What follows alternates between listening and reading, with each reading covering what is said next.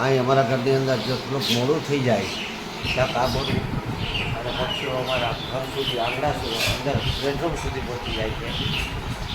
આ જુઓ અમારો રૂમ અમારા હોલ સુધી પહોંચી જાય છે પક્ષીઓ, અને અહીં આવીને ચિલ્લાય છે અને કહે છે કે મને નાખો.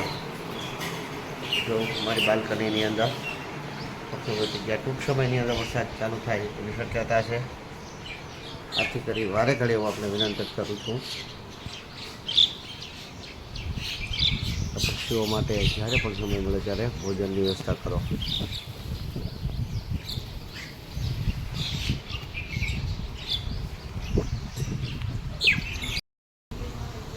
દૂર જુઓ, આપ થોડેક જ દૂર 100 મીટરના અંતરે વરસાદ થઈ રહ્યો છે, વરસાદ પડી રહ્યો છે, પરંતુ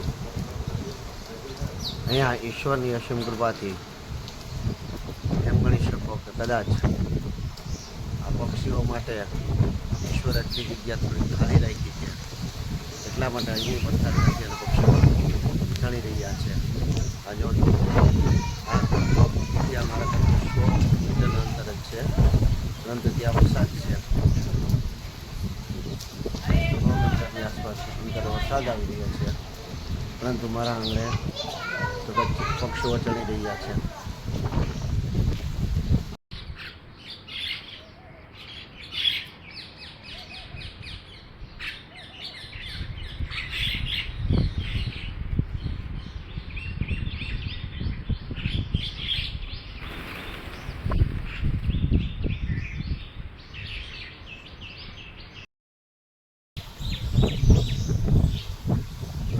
જો કઈ રીતે પક્ષીઓ વરસાદ રોકાતાની સાથે જ તમે લાખીનું ચણ ચણવા માટે આવી જાય છે.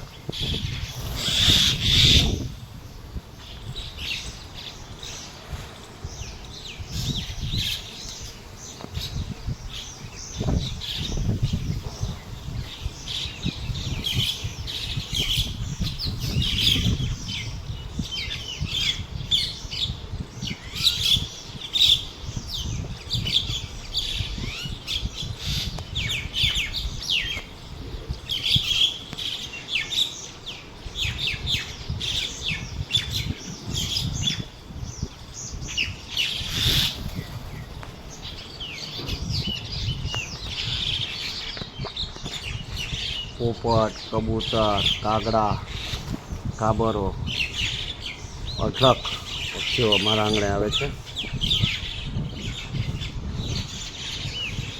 ને હું પણ મારી શક્તિ અનુસાર દરેક પક્ષીઓ માટે અલગ અલગ ભોજન પીરસું છું.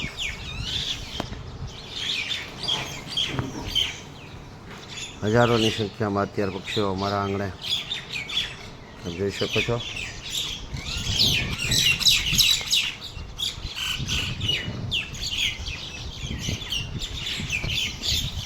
આથી ફરી વિનંતી છે કે જ્યારે પણ વરસાદ રોકાય આપ આ પક્ષીઓ માટે અવશ્ય ભોજનની વ્યવસ્થા કરશો.